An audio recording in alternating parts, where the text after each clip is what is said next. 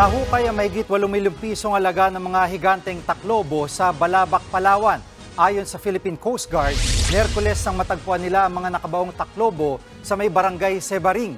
Mahigit 300 giant clamshells ang kanilang nahukay.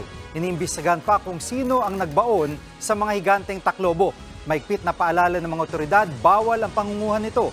Ginagawa raw kasi itong pamalit sa ivory ang mga giant clam na naibebenta sa malaking halaga, bukod sa paglabag sa Wildlife Resources Conservation and Protection Act o endangered o nanganganib din itong maubos. Ang mahiganteng taklobo ay nagsisilbing water filter o tumutulong sa paglilinis ng tubig sa dagat.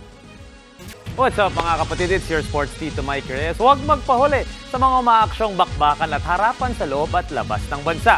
Para sa mga pandiin ng sports news, mag-follow at mag-subscribe sa social media pages ng News 5, Peace and Love.